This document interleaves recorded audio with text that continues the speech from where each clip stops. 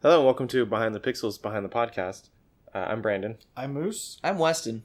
and today we're going to talk about physical media. And Love it. I love physical media. I love being physical. I love getting physical. there you go. We're going to sort of discuss how we liked it as a kid, and sort of trail off into how it's sort of disappearing. You have really strong feelings about physical media. Do you want to save your feelings for a moment, or do you want to start it off? I don't think it's I love physical media. I collect consoles. I collect games. I didn't know you. I don't really collected collect games, consoles. but I collect couldn't consoles. tell. We're not completely surrounded by them. Yeah, not at all. And Like, doing a this room podcast specifically is because of them. bare of maybe bags filled with consoles and accessories and peripherals. It's not like boxes and bags. But I mean, there's something special about being able to hold the game in your hand, see that cover art, and it's such a wide variety of interesting art that they used to put on the games and stuff. Going back to the clip art style of the Sega Master System games, and then and then moving on to the more artistic styles, and then the weird styles with the American Mega Man franchise. I really hate those covers, man. Those were That's why that's actually the reason I didn't get into Mega Man until the X1 series.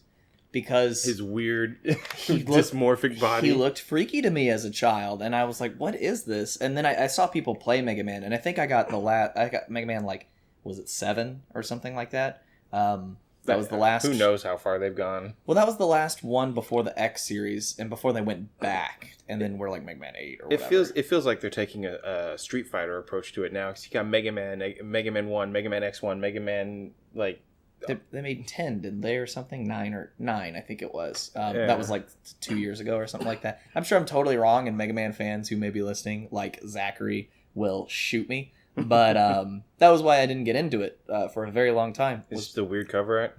weird cover art. Yeah. But the other thing was, back in the early days, you had books. You had books with all of your games as well, and that's where your story came from. And so you're playing Sonic the Hedgehog 1 and for the Genesis, and you don't know what's going on. All you know is you're a hedgehog and you're beating up little robots. But then you get into the book and you find out that you're actually on South Island, and all of your all the citizens of South Island have just mysteriously vanished, and Robotnik is there, chuckling away with his bowl full of Jello. I wonder whose job it was to write these. So I always called these books manuals. That's what they were, the game manuals. I think some of them, like the more RPG-ish of them, would call them like the storybooks or something like that. They'd have a little bit more substance to them, but yeah, I mean that's what they are, essentially the manuals. They always start with, these are the controls and this is how you plug your console in without killing yourself. Yeah, and whenever they spent actual effort on making the manual themed, like GoldenEye, right, was the dossier, and actually looked like, so when you had the start menu, right, it was the files and things like that, and you moved the cursor, and they actually had that exact same theme for the book, and that was really cool, and I always really appreciated that, especially when they made it seem like it was like your character would be holding this, right? Yeah. And they wrote in character. There's a lot of effort and a lot of creativity that was there that you don't really see that much anymore. Maybe I don't see it.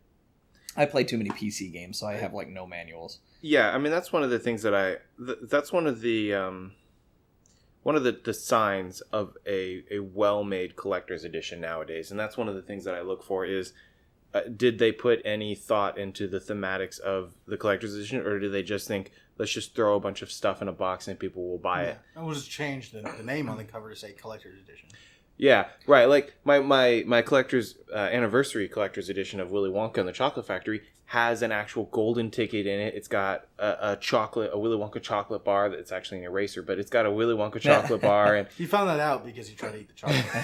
And he was like, this tastes like rubber. It's I mean, thematically, it's great. It's Willy Wonka. It's what I want from Willy Wonka. I feel like I'm one of the lucky kids when I open that. And that's a good collector's edition. But then nowadays you get some stuff where they just threw a bunch of stuff together.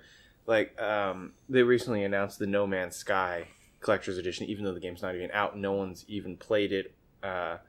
They announced I think it's $175, $190 collector's edition. and they're like, okay, we'll put a model of a ship in there, a badge, and a mystery item. It doesn't even include a physical copy of the game. Why am I paying nearly $200 for something so that I don't even get a physical copy of the game? I kind of see the argument for it in the modern age of not including that physical copy of the game, but I want it still. Like it's not that it's reasonable, because if we're talking about being reasonable, which is always a weird internet arguments devolve into battling on points, but not how they relate to the overall thing. And the overall thing of a collector's edition is you shouldn't buy it, because it's never a good investment. It's never... No, I don't think almost anybody's collector's editions that they buy are going to ever appreciate in value unless you have them for like 50 more years. And it's pristine that whole time and you didn't open it. Right. You'd have to really want the content in there, but I think that when I'm looking for something like that, the idea is I'm collecting something, I want, a physical copy of that so that I can have that game whenever I want, whether I have internet access, whether I am, on a different machine. I want to be like, yes, I have this thing because I paid a lot of money for it. I have this thing. Right. Yeah, and even then, I'm fine with the game being a Steam game and not having the actual game on it. But when Valve sells their normal editions of games, like not even collector's edition, when you go to the store and buy Team Fortress 2 or Super Meat Boy, it came with a CD, you put the CD in your computer, and it launched Steam and added it to your library. Yeah, which was and hilarious. Downloaded the game From the internet. Right. Not from the CD. Yeah, part of that's really funny to me too. So I bought back in 2012, man, I talked about Shogun last time. But Shogun Total War, I had no idea they had a physical edition coming out. And when I tried to pre-order at GameStop, they were like, what?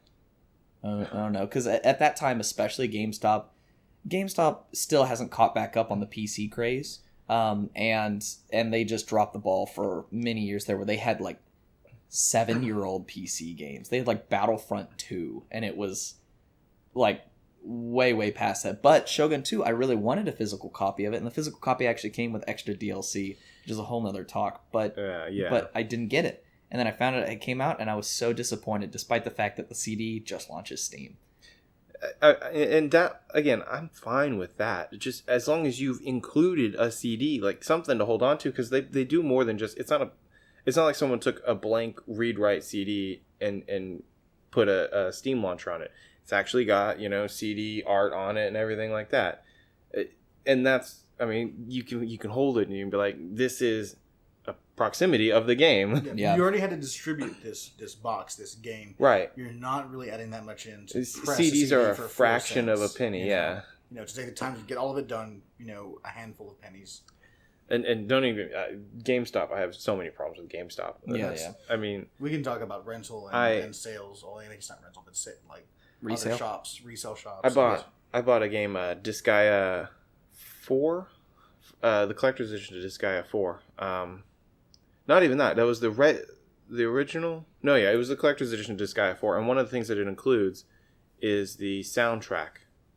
No. Oh, sorry, this is Disgaea D2, which wasn't a collector's edition. It was just a normal copy, but it includes the soundtrack, which doesn't fit inside the hard plastic case, so they saran wrap it to the front of the game. And it seems like GameStop is incapable of putting a game on their shelf without removing the saran wrap. So when I went to go buy that, they weren't going to give me the soundtrack that they took out of the game. Until finally I was like, do you have a copy that you didn't plaster stickers all over? And then they reached behind the shelf and were like, well, we got this unwrapped one, which had the soundtrack. I was like, were you just going to hide that from me? Like, this is part of my game. I'm paying for this. Yeah, that's part of what you're purchasing. That's really weird. So one thing on collector's editions is I hate it when a collector's edition says the words collector's edition on it. I don't know if that's just me, but I know, and you should be able to know without it literally saying the words collector's edition on it.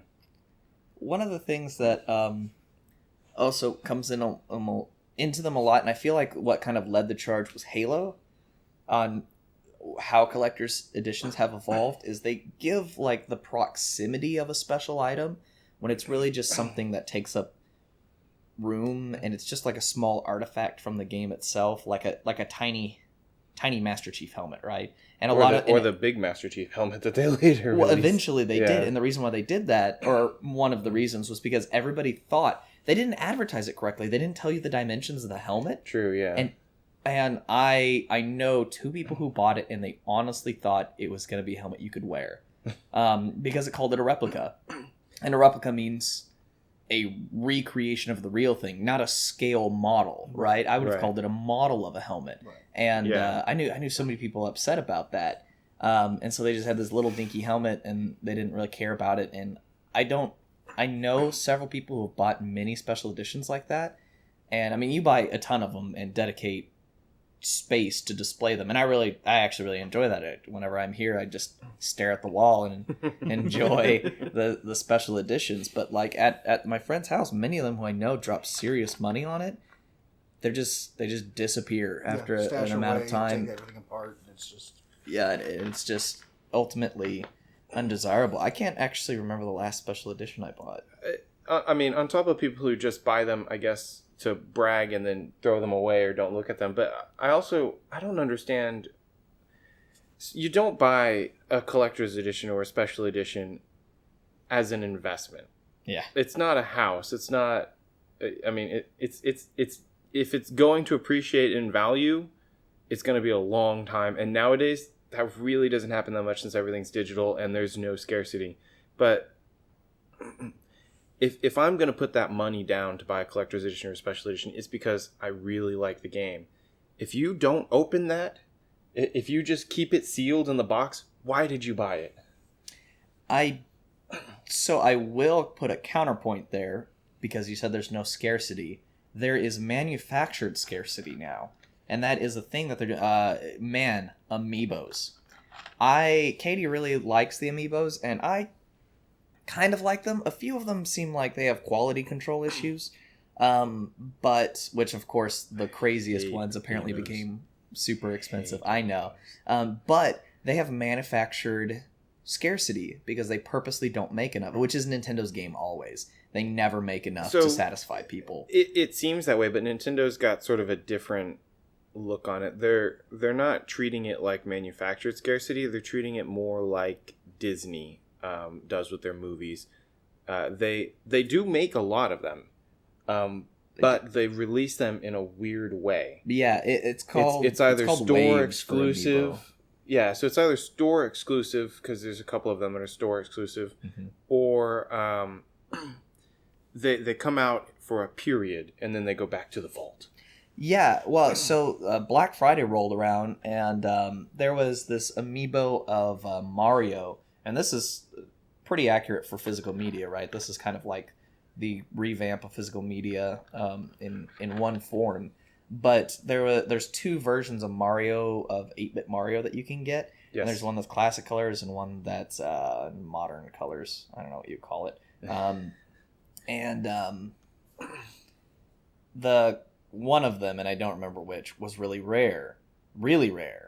For a long time, and so Katie saw it, and there was only a few at the place where we saw them. There was like 2, and we bought one. I did happen to like how it looked, and I was okay with it, but we didn't buy it as an investment. But there was this idea in both of our heads. I won't just say it's just her, because she convinced me of it, that we need to buy this. It's rare. If we wanted it, now's the time. And now I see them every single place. I mean, I see them Walmart, Target, wherever. GameStop, everything, and they're not rare at all, but they were for a while until they released Black Friday a ton of them, and because we had that idea of scarcity, we bought it. It's for a while there was that period where they would be like, this is a limited edition, this is a special edition, but they just wouldn't stop selling them. And that made a lot of people mad, and that's where you now get things like I think the latest special edition of the Metal Gear Solid one that had the little hand. They're like, no, we really are only going to make this many, regardless of pre-orders. Like, you get to the end and that's it, because they wanted something that was truly limited, and that's, and I mean, that's just sort of an effect of people just, everyone wants the limited editions, and they're like, okay, well, we're just going to get a lot of money out of this. And it's no longer truly limited. And see, so I don't like that idea, because I feel like if it's a cool thing that people want, then it's a cool thing that people want. It's not like, oh, I have it and you don't, and that adds value to it. To me, is such like a I'm not a big fan of limited editions. Collector's editions don't need to be limited edition. Right. That's what I agree. So way back, the scarcity and the appreciation of value and things like that. Fallout for Pip-Boy, right? Oh yeah, that one. That was another one where they were like, well, we really want it to be a limited thing. But then they went back on it and they reopened it because they got so many people mad about it. Yeah, well, and they just saw the potential to make more money. The potential to make a lot more money. But that one actually had function, although I used it and they did the game poorly in how it interacts. I really, really appreciate the idea, and I really appreciate the technology behind how they integrated it. And I would, if I shook the hand of the designer, I'd be like, man, you guys did a great job. But in practice, in using it, I never ever used it, because the whole idea of the Pip-Boy was that it pauses your screen. And when you're using it on your wrist, it doesn't. Mm-hmm. So, and there was no way to alter that. The only thing you could do is you could hit tab to pause your screen and then go on your arm and do that. Mm-hmm. But that's not how that was supposed to work. And so that was silly. But the you need someone else to be operating the Pip-Boy. Yeah, and I think yeah, really. But well, Carter. If you're on the same Wi-Fi network, you can just pick which game to connect to, and he could, if I was playing at the same time, he would connect to it and just make me naked, and I wouldn't know for a while because I only play in first person, and until somebody would say something, I'd be like, where'd my clothes go? and because it doesn't even give you like a on-screen representation that happened. Mm-hmm. So that was pretty funny. But that is an example of a physical media that they tried to do something cool, and I really appreciate that they tried to do something cool, and I support people who bought that. I think that was a really neat thing. A lot of people bought it as an investment and tried to resell it, and I think they don't appreciate in value. I think the limited releases start super high for people who didn't jump on and didn't manage to get it. Hawkers, right? Then they get it, and then it decreases a lot from there. So I hate that too. People who just go out and buy like 100 of them, Which it's nice that some people are starting to say one per customer or two per customer. I do appreciate that. But then you just go out and hire a bunch of people to stand in line for you, and yeah, but that decreases their profits and makes it harder for them to do. So I still that's still a way to fight it. But so speaking of the Pip-Boy.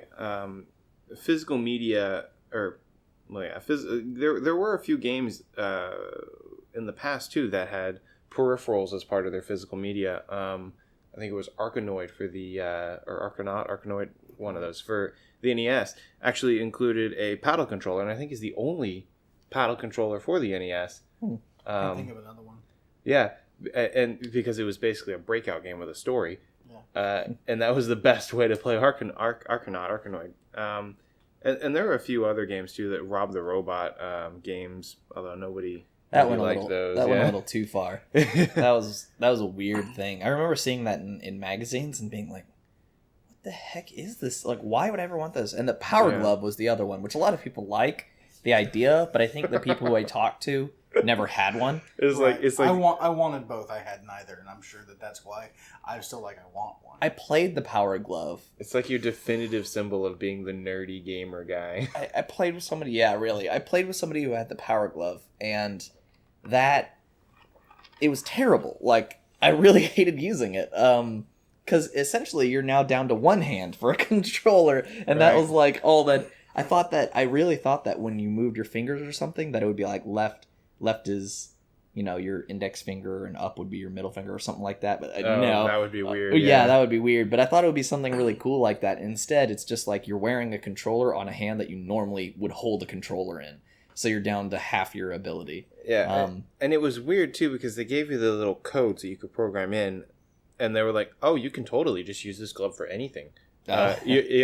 Like, oh, you want to use it for Mario. here you go, punch this code in, and now you can like raise your hand to jump and move left and right with your fingers or whatever. And it's sort of weird. Did it say that?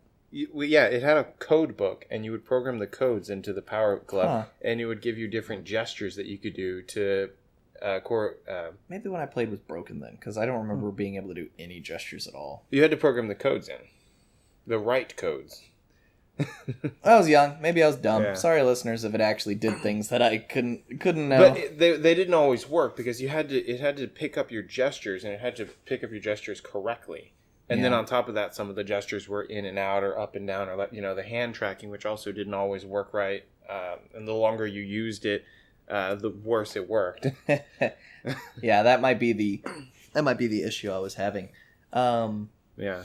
Were there when y'all were kids? Is there any games or physical media that really stood out to you, artwork or otherwise? It's hard to pick something out that stood out. I know that I really appreciated it, physical media. I think part of the reason why I have such a kind of nostalgia for it is that games always seem to be a very physical and tangible thing. I actually held the cartridge, put the cartridge into the NES. Poorly advised to blow into the cartridge when it didn't work. It even says it on the back of the cartridge, but everyone does it. Everyone does it anyway, and that doesn't actually work, and it doesn't help. It actually makes it worse. The only way that would possibly work is if it sat there for forever and collected a ton of dust. Yeah. And even then, you're better off doing something else. Q-tip or something. Like, when was it actually sitting there for like 4 months undisturbed? That wasn't going to happen. So, for me, games are a very physical thing. I think we kind of take that for granted, especially if you move to PCs, where I'm on a PC all day long. So it doesn't feel like I'm on a gaming console later because I'm just sitting at a computer again. Right. So the idea is that the game is a very specific thing, that I get this cartridge and put it into there, get a disc and slide it into the console and play on hardware that I only use at the time, when I was younger, for gaming. Yeah. So I think I have a nostalgia particularly for that. As a kid, that tangibility of the game, like compared to nowadays where everything's software, it's just little bits on the computer, electrons. Like kids don't know what that is without the tangibility. So yeah, so all it is, it's their experience. It's play the game and then cursing their friends out online. It also makes it really hard to relate to people. Now this is less of an issue now. Well, maybe it's just less of an issue to me now because I'm older and can buy games. But pirating was a huge deal. Brag. Well, you can too, clearly, by all of the games we're surrounded with. But when you can't see, I taught a bunch of kids how to do computer programming at a essentially gaming camp academy thing, and it was programming and Minecraft, modding, and game design in Unity. And when I kept trying to teach them, and we're looking at Steam, and they're trying to equate value of a game to money spent, their system of doing so I was always just given a game, right? Now, this is a skewed survey because these are kids who their parents sent them to like a couple $1,000 camp for 1 week of stuff. Well-off kids. Yeah, well-off kids. Some of them I saw actually had $400 in their Steam wallet. And that killed me. Because watching those kids and how they purchased things, it was social. They would talk to people around them and look at what was top seller, and that was what they decided to buy things from. Whereas when I had to buy games, it was I held the box, and man, the box art was 99% of the purchase, right? I had to hold it and look at it, and I'd look at the back, and I'd read the thing. That's how we would do our video game rentals, is we would go down the aisles, and I'd be like, that game looks good. That game looks bad. Do you know, it took me probably 2 years to decide to rent Super Mario RPG because I thought it looked stupid. The front of it, we have it right here. The front of it, and that's the box art too. That's on that. Mario it's that weird pseudo 3D that's sort of claymation 3D, yeah. Yeah, and it looks really good when you're actually playing the game, but in terms of box art, it's so stylized. I thought it was a bad knockoff of Mario. Well, that too. The other thing is, this is really early days 3D. I mean, yeah, a lot of the They 3D did stuff great, though. looked like knockoff. yeah, it's true. And that ends up being one of my favorite games of all time when I finally got it. But yeah, the physical medium is what made rentals, what made video game purchases, and I would spend hours agonizing over these games, and some of the kids, including, there was some that were there on scholarship or weren't as well off or what have you, and they still tried to buy games, and now they were all PC, right? All of them bought something on PC essentially because that's what the camp was about. But what they bought it based off of was like reviews and ratings and what was popular at the time and what looked like Minecraft. Of course, that was like 95% of everybody's purchases, what looked like Minecraft. And then they were always like, this isn't as good as Minecraft, and then they didn't play it ever again. And I was like, dude, guys, yes, I know you're never gonna, what are you doing? What is your purchase?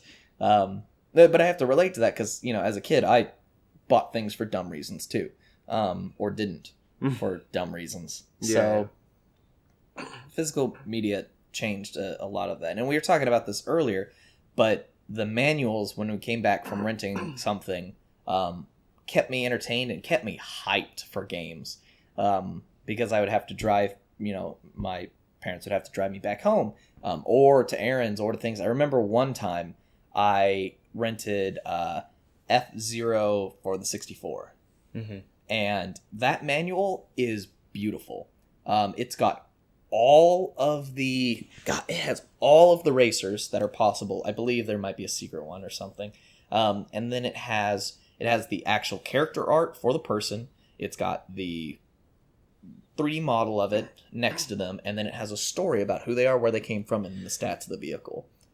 And and that's one of that right there is one of the things that I loved about when I started getting into RPGs with Final Fantasy VII and Wild Arms. I would spend so much time looking through the books because they always had the characters. They had the backstories for the characters. You could really get to know the characters through these books, and it made the game so much better too. Being able to read through that backstory that happened, you know, before the game and all that. I need to start reading the manuals, if you have them, for these games that we're playing, because half the time I'm like, why did you know that? Why are we doing that? What's the deal there? And you're always like, oh, it's this, this, and this. And for some reason I keep thinking, oh, he just knows that from looking it up or something like that. But you're like, no, it's like on the back. It's in the book. It's here or there. And I'm like, oh, yeah, that would have been... I would have... Playing it back then, I would have done that and looked through the manual and figured it out. So, like, that's how I found out in Sonic 3 that it could be linked up with Sonic and Knuckles. Because it had it where it's like, buy Sonic and Knuckles too, and you're going to have a great time. Well, you can have the full game that we decided to make. It just didn't get time to. Yeah. Yeah. I mean, I don't have manuals for all of my games, unfortunately, but a lot of that stuff is in the manuals. And then now as an adult, I like to go back through and just sort of watch stuff on YouTube of people who actually did go through, because there was, on top of the information being in the manuals, they sort of scattered it all over the place too, because there were TV shows that had some of the backstory. Yeah. That may or may not be considered canon. Yeah. And then the comic books and all this other stuff.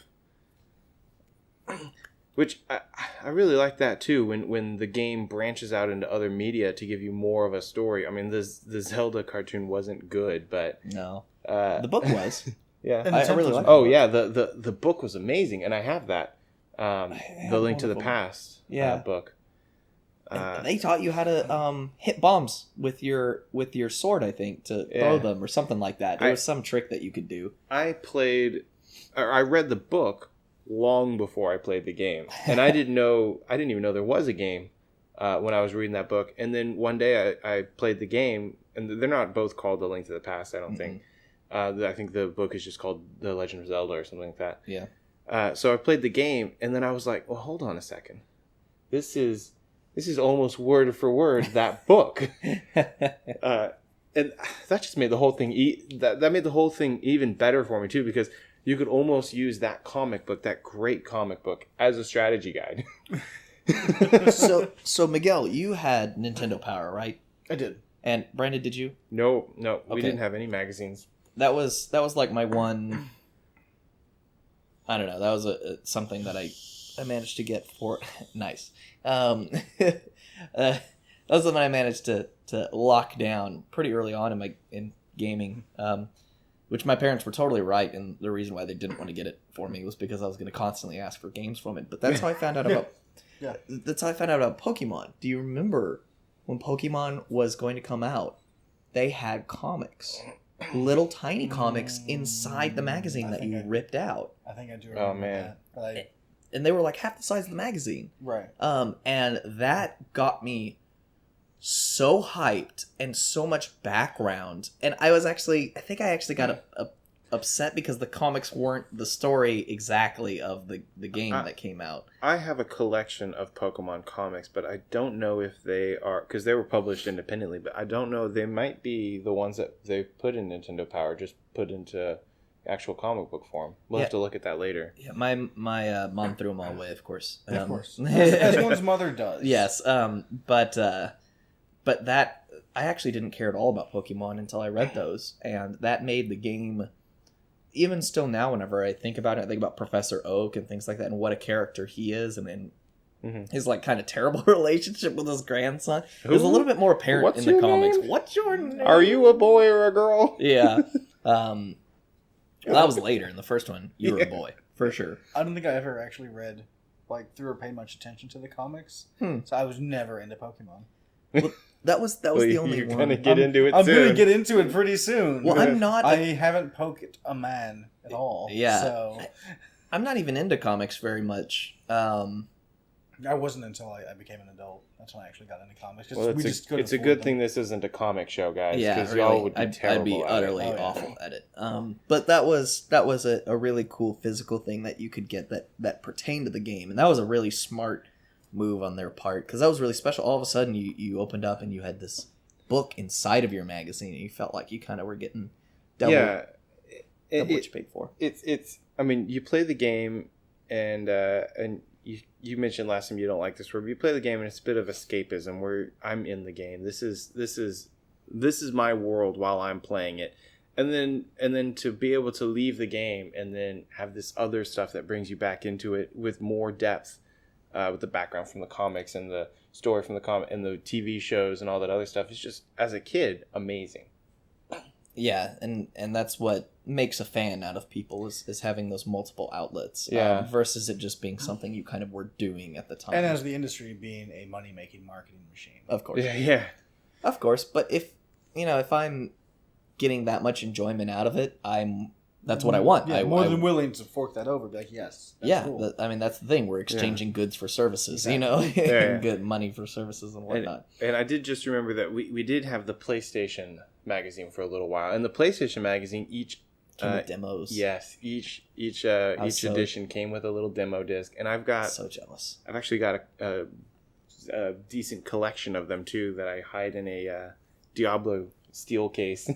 I have one somewhere. I forgot what's on it, but I played the Metal Gear demo. Mm-hmm. Metal Gear Solid 1 demo at my friend David's house, and David never played it because I don't remember exactly what. I think he said it was just boring looking to him, and I can see that. It's dark. It's dark. It's really I do remember that. dark, and there's a really weird character who's like, what about the nanomachines and the Metal Gear political thriller? It's hard to follow. Yeah, I actually didn't really appreciate Metal Gear very much until I got quite a bit older. But the demo is only the first cutscene and the very first, I guess I would call it zone, the very first loading area before you go up the elevator. That's it. It's one room out of a much bigger game.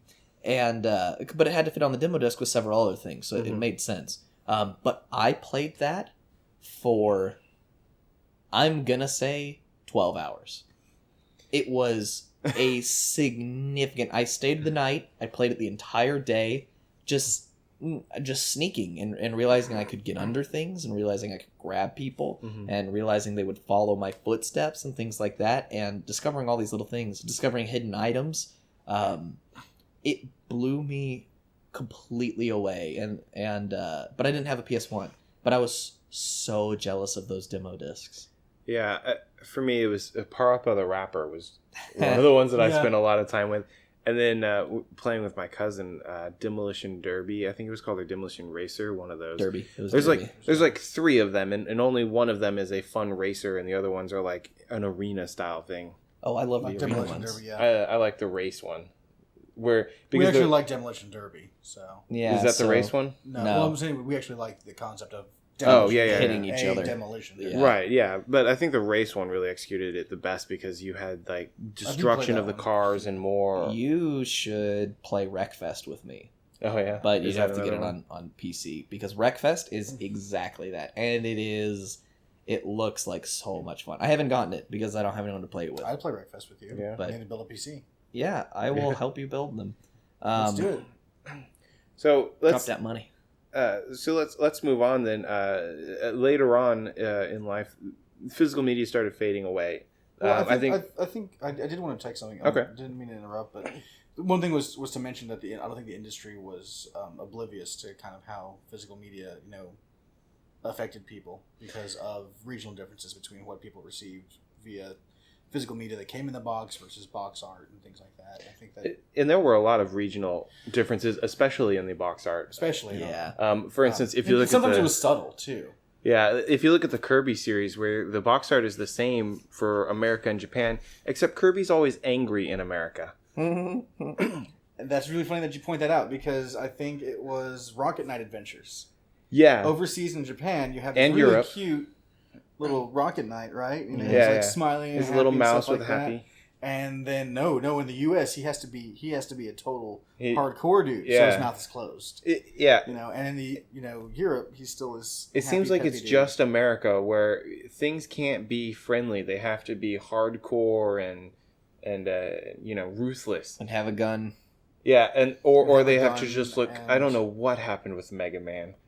Whoever made that decision should have been fired immediately. Did that drive sales? I can't imagine that drove sales. Specifically for me, it made me complete hands off of the series. Right. Until X1, and I didn't like anime or anything. Like Mega Man is probably X1.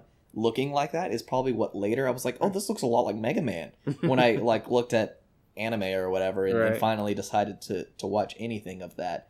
It was because I liked the X1 Mega Man. I was gonna say that not as a child, but as probably 15, 16-year-old, when I started getting into Star Wars Galaxies, I wanted the collector's edition super bad. And it was huge. It looked like a game board box.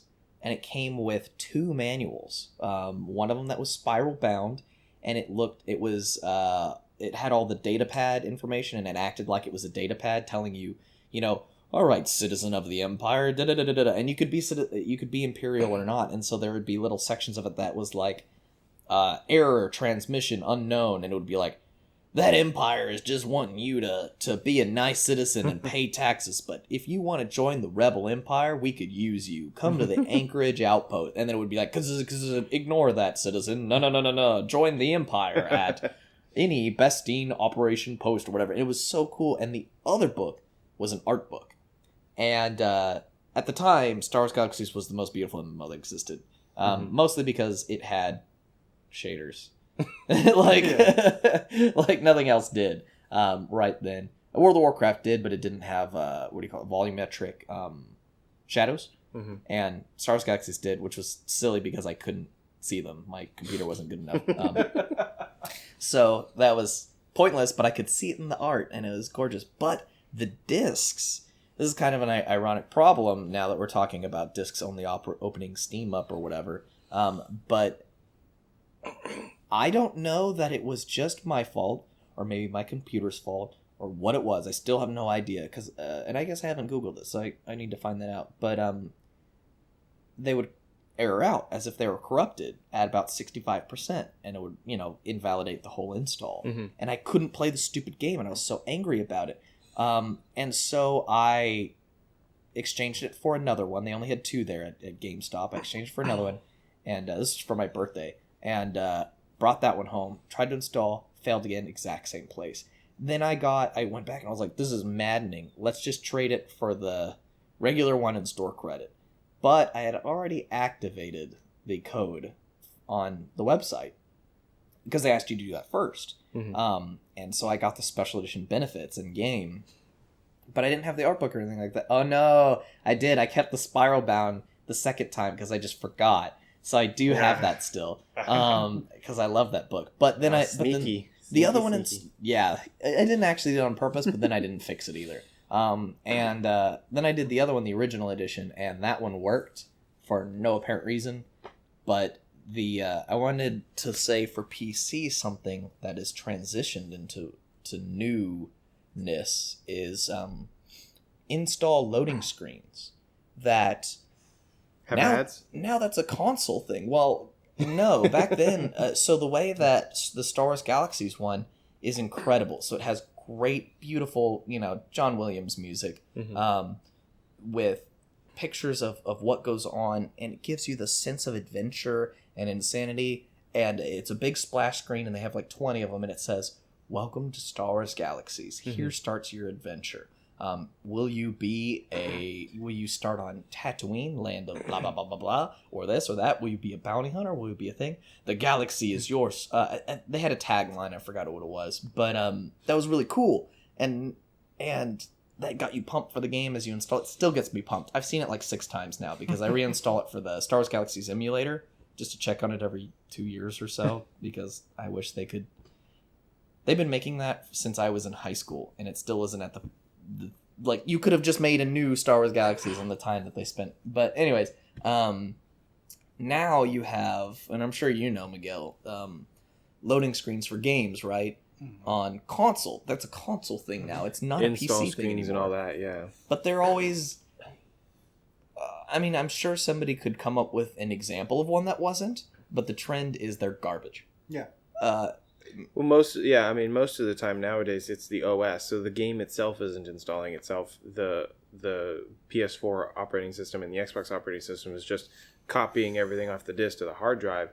Right. And since the game doesn't have any say in that, they can't really put anything on it. Well, that's not totally true because it is true what it's doing, but I remember there were some games, like on PS3, there were some games that you could choose if you wanted to play it off the disc, or I think Ratchet & Clank was one of those. Not just that, though, but also... And then they would have a little loading screen as they did it, because the game was doing it. But it's not just... these games have loading screens, but you can do a lot better with what the screen is. Right, because Metal Gear Solid 4 is you get to watch Snake smoke a cigarette and put it in his little cigarette dispenser thing, and then take another cigarette out and smoke it too for 2 seconds, and then do it again for 20 to 30 minutes. And it's only it's not a perfect cycle. He kind of goes between a few animation states, but it's probably a minute's worth of content. Mm-hmm. And you're like, if you can do this, can you not do anything else? And Splatoon, now they do it for the loading screen too, but they have a mini game that you play instead. Yeah, Nintendo's usually pretty good about that. A lot of their games have mini games in the loading screens. I think I could be wrong. I think Pikmin 3 had a little something you could do in the loading screen as well. I don't remember. But that's what the thing that I feel like. With the modern games too, I think a lot of them, because you have to install the disc to the hard drive. The copy to hard drive.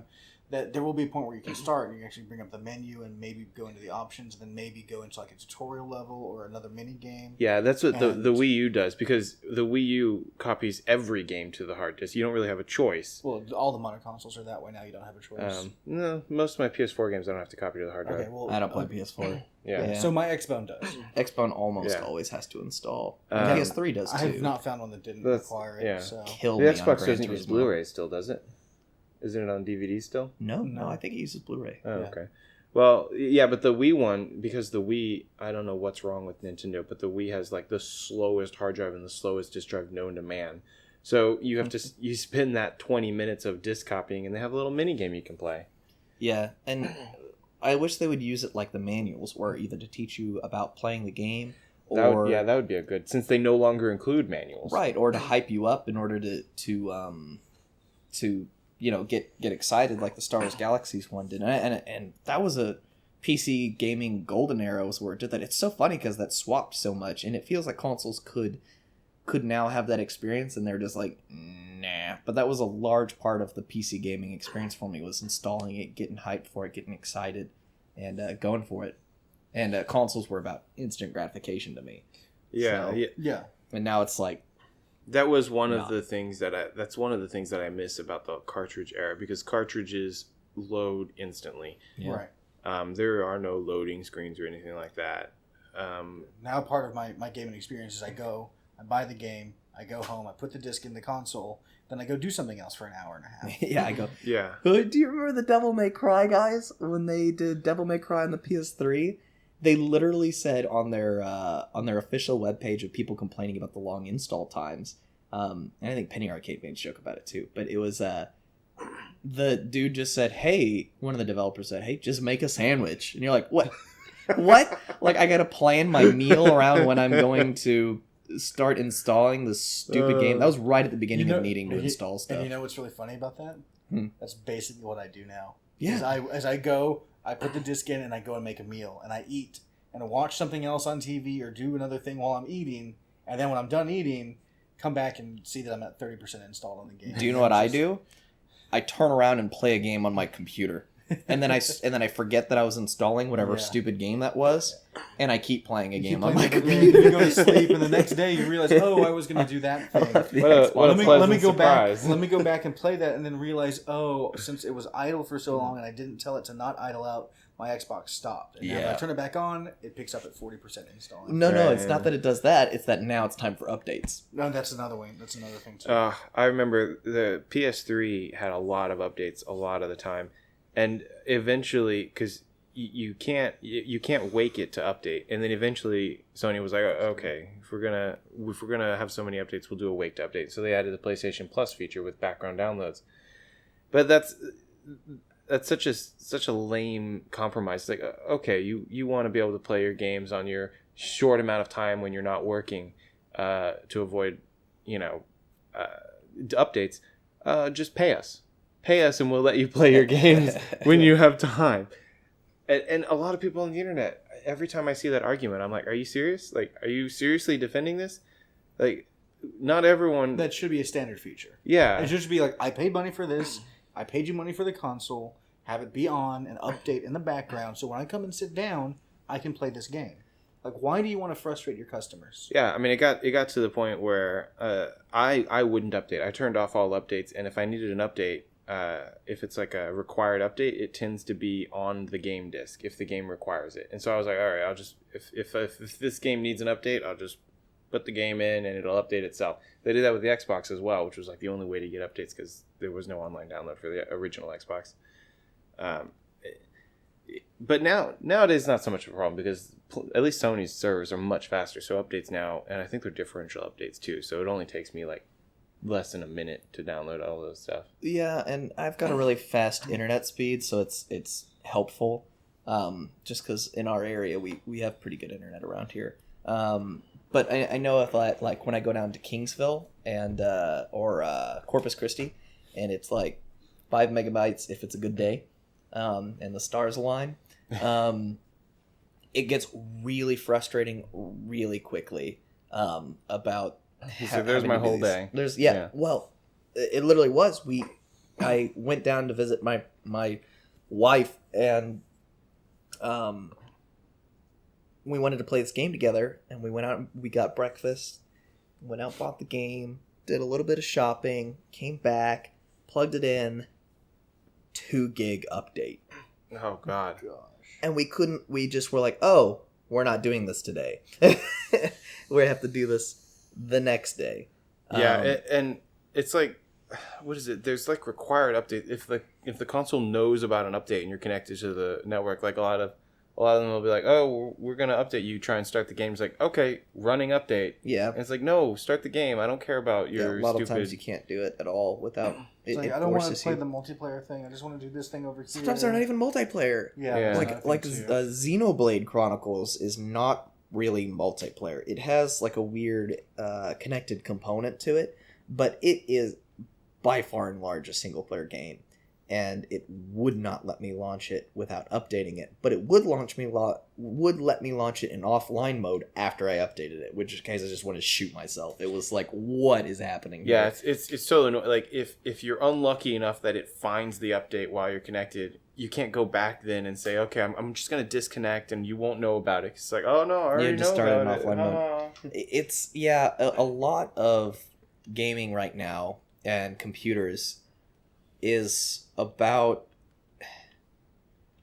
the company deciding what's best for you without you being able to do anything. And it's very interesting if you deal with Japanese companies in a game that's largely run by them. They don't have a subsect in America, or they don't have a big base, and they just have translators, and they're still operating out of Japan. Right. Like Metal Gear Solid 4 when it launched. They launched much later Metal Gear Online. And Metal Gear Online had the most convoluted, stupid login system I've literally ever seen in my entire life. I hate login systems. But it had two for one game. It acted like they were a hub, and then you also had to register the game. But they weren't. It was one game. It was one game that they had in this hub. So who were they fooling? But anyways, the customer service was so interesting, and it was so, like, they apologized for everything, and, like, even things that were very much not their fault, and they wanted to make sure you were a fan and to make your life better, and so they told you, they're like, do you want email updates? Because this is going to be a large update, and we know that is absolutely difficult, and you might want to plan your day around that. So the very first time the patch will be available is actually at midnight, so that you're able to get up in the morning if you want to and launch the update, which we recommend doing if you have connection speed below this. And I was like blown away by the level of, like, despite the fact that they had to do it this way and that was the only way Metal Gear Online was going to work, they actually did that, and they worked. I don't know if they did it, but they talked about, at least in one update, having CDs that they will ship you just for the shipping cost to install a game or the update. And that was crazy to me. I couldn't believe that they would want to do that. It seems like a lot of these changes, physical media going away, the need for all of these updates, the CDs not even doing anything or not providing CDs, is all about cutting costs, which of course we had a economy slump, and that's when all of this stuff sort of happened in America and globally, worldwide. Everybody kind of got hit by that. And a lot of that I really don't buy the cutting costs argument, though.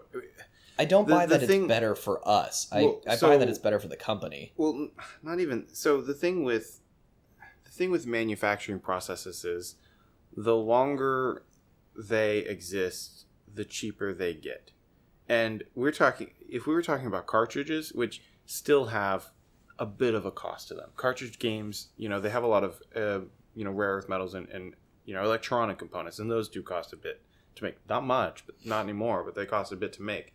CDs have been around for so long at this point that they are virtually free to make. Well, and you can tell that if you go back to when AOL sent out hundreds of millions of CDs for free. They were giving them out like candy. Yeah, literally. And the same goes with the little game manuals, which are not, they're not on high quality paper. They're on high gloss paper, but they're not on high quality paper. They're stapled together. They're not properly bound. And they're not the greatest quality ink either. They cost next to nothing to make. Yeah. So by removing this, they're not really saving any money. They just don't want to ship it. And yeah, they don't want to ship it. And the other thing, I'm sure you've heard it, but PlayStation, I think it was them that announced this, and they were saying, we're no longer making a requirement of manuals, and we're even doing like one slip of paper. And they said it was for a green earth progress thing, like, oh, we're not using up very much more paper. And paper is not... It's very recyclable. A lot of people, paper is like the green... The green favorite son. Everyone loves to say, oh man, we got to recycle our paper, save the earth. At this point, no paper comes from forests. all paper comes from man-made paper farms and fast-growing pulp trees, and that's it.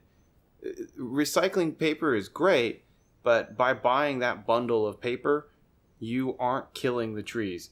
And by recycling it, you're not really saving much either, because it's just going to come from another renewable paper farm. It's not coming from a forest anymore. Yeah, that stuff just sits. Yeah. All that newsprint you're throwing out is just sitting. It's not actually being remade. Yeah, I mean, there's a little bit of a benefit to paper. It's not like batteries. I mean, you take it to a recycling plant and you do get a little bit of, ecological benefit from it. But people who are like, oh, we got to spare the paper, you're not really saving anything. If you want to spare paper, take, I'm going to harp a little bit on them for a second here, but Best Buy, it might have changed since I worked there, 2008, but I will say that my store, in the 3 months that I was there, probably could have, we wasted so much paper that I bet that one store, if you converted all the paper we wasted into game manual for a worldwide release, we could have easily released 3 or 4 games of worth of manual.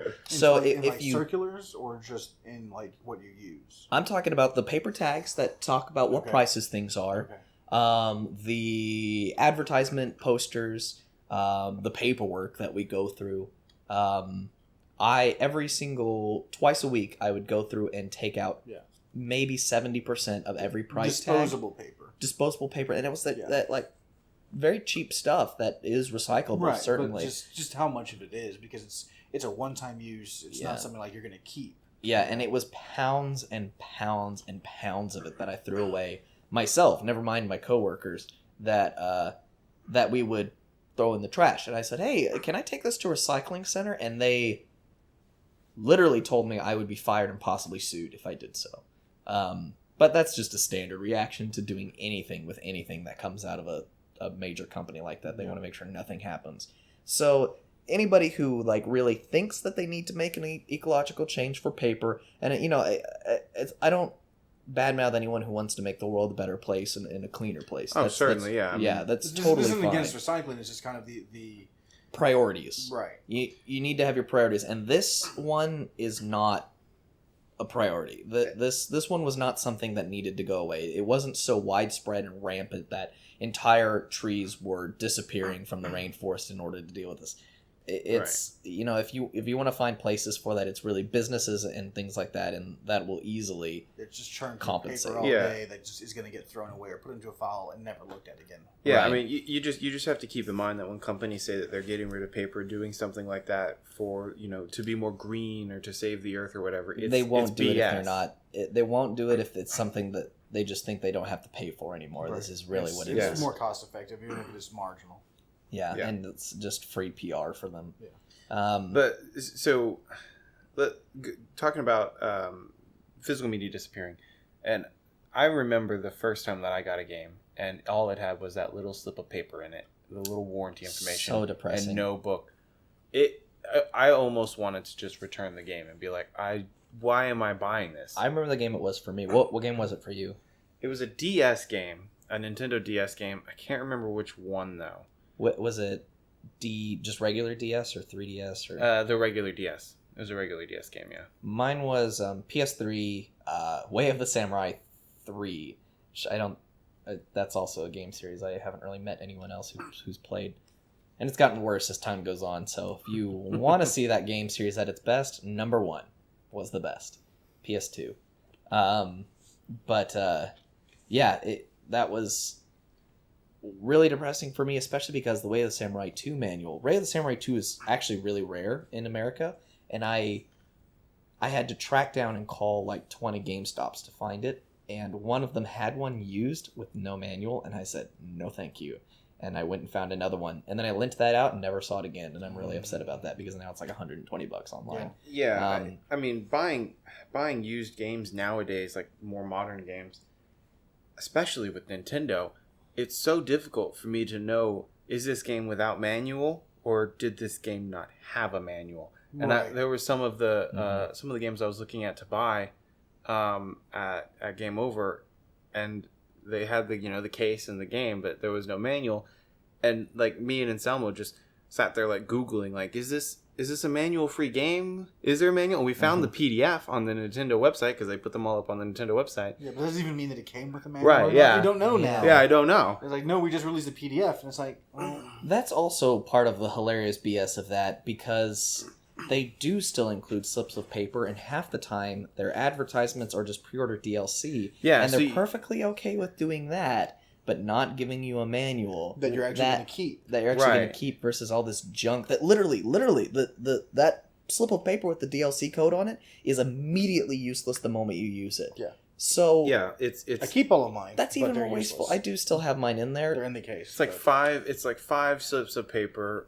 3 of them are sign up for Nintendo Power or Nintendo eClub. Yeah. One of them is the warranty information, and then the other one nowadays is go to this URL to download a PDF of the manual that we could have included with these 5 slips of paper, but decided not to.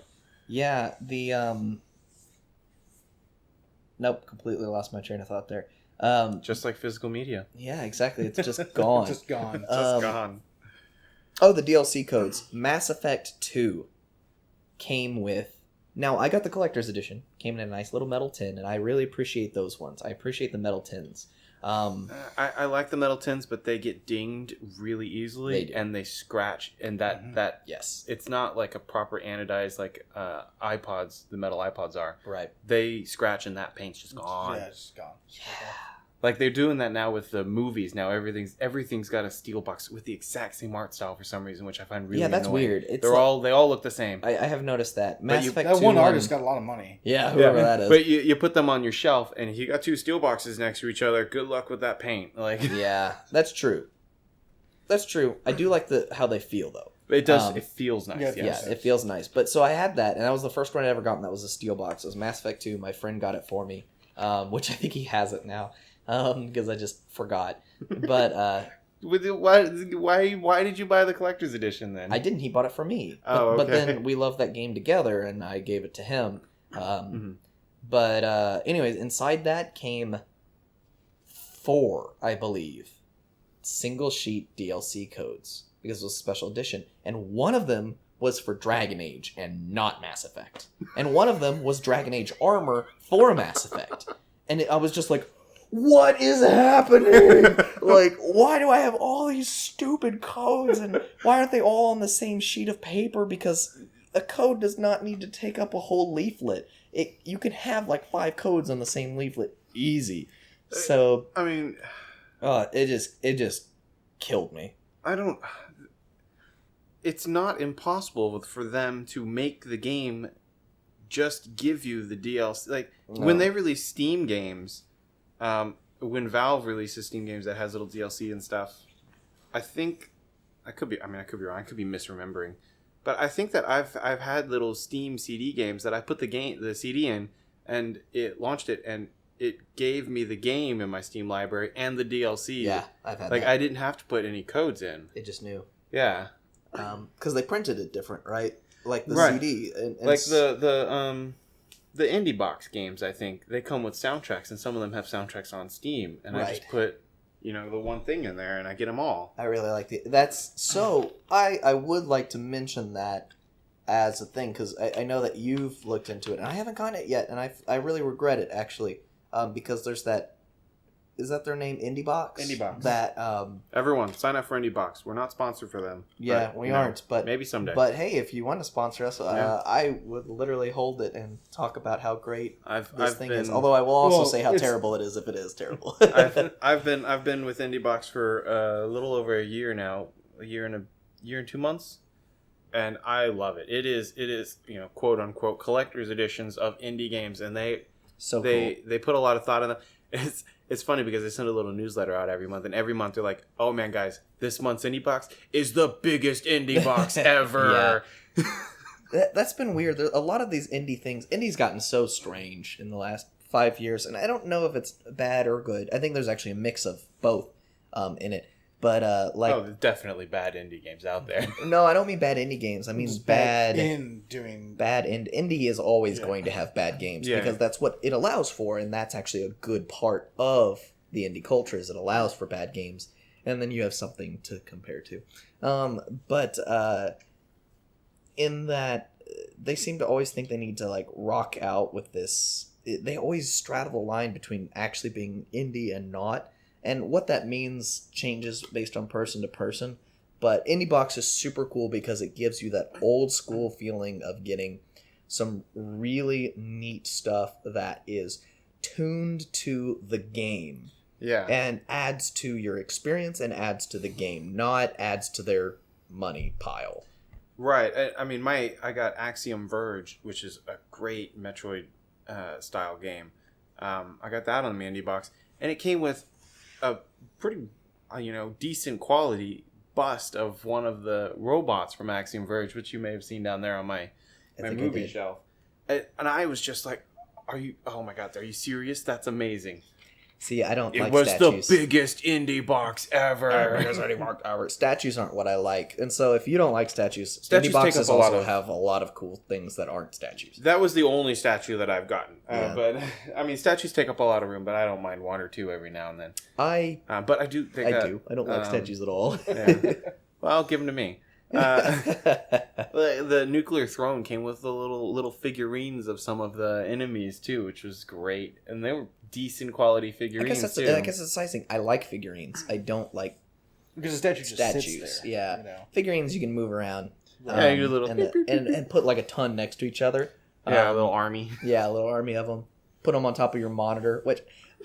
That's a thing. So talking about physical media and things like that, one sad thing for technology for me is that we don't have these big ass TVs and we don't have these huge monitors that I can just put like a book on top of and like a book for the game and put like these figurines on top and stuff. Yeah, you can't display your love for a game anymore. Like you can't decorate your TV with all these cool things, and that's kind of funny because that's like a retro future thing, right? Where they showed these cool, like slick things, and it's really minimalist and stuff like that. Like the technology is sort of forcing us to be like that sometimes. I do remember that in a lot of like the console ads where they were like, "Oh, get the Super Nintendo and all these great games," and then they would show a TV and they would just have everything sort of littered around the TV. Yeah, it was literally littered all across it. That was super 90s, wasn't it? Where they had they also had what's it called? Like cereal ads. And the cereal ads would display tons of stuff that wasn't the cereal, but you would have the box, the jug of milk there, a jug of orange juice there. Yeah, orange juice glass. Who puts orange juice in their cereal? Well, they'd have the glass of orange juice, and then they'd have that, and sometimes they would literally have like pancakes, bacon, eggs behind it, part of a balanced breakfast of calories, and you're like. Only one thing there is what mine is actually going to look like. In the Super Nintendo, when they had the game, they would have like the box, the manual, the game, 2 controllers, and it wasn't organized. It was splayed out as crap. Yeah, a third controller without a multi-tap. Yeah, right. Yeah, yeah, exactly. That was, and maybe that's what those commercials might have affected what we thought of as, especially Katie, because that is like Katie's preferred playing method. Is all this stuff.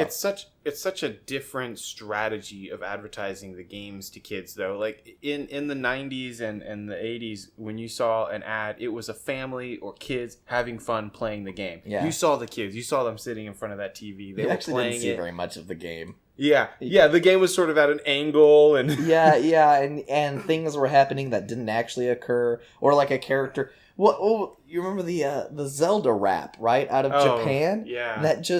It was just Zelda characters rapping and had now, to be fair, zero to do with the game. To be fair, really. Japanese ads are just always been weird. It's true, but that one made it to America. Did it? Yeah. Mm-hmm. Yeah, it did. I didn't know that. They translated it and everything. But you watch ads nowadays and no one's having fun playing the game. You don't even see anyone playing the game. It's only captures of the game or some cinematographic. Yeah, some cinematographic cutscene of the game, and they don't like. Sometimes they don't even show you any gameplay. They just show you a bunch of cutscenes, and we're like, "Come get Uncharted. It's great." Yeah.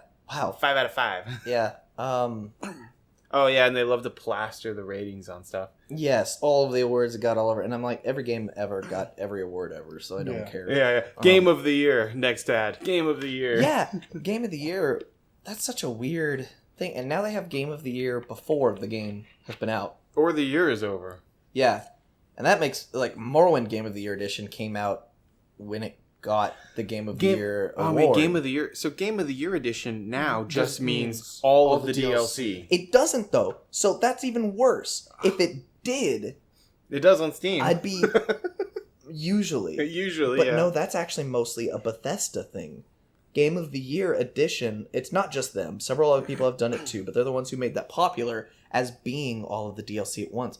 But I bought another Game of the Year edition. I don't think it was Dragon Age. I think Dragon Age Game of the Year also came with all of the stuff. But it was some other Game of the Year edition, and it didn't come with all the DLC. And in fact, it only came out with the first 3, and there were 6 more after it.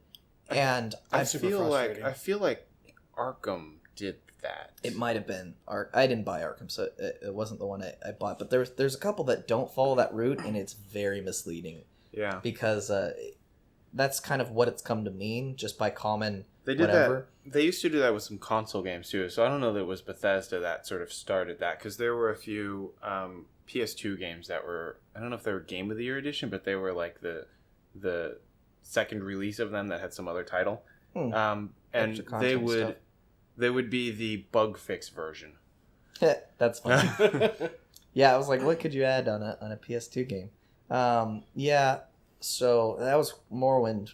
I got that for Xbox Game of the Year edition. Mm-hmm. That was super cool. That was really brave of them. They always have this weird. They always have this gold banner on the gold Game of the Year edition, ruining my box art with the weird banner. And it was always minimalistic, right? The Game of the Year edition almost always is minimalistic, except for the Dragon Age one is the exact same cover with a Photoshop filter applied and a gold banner at the top.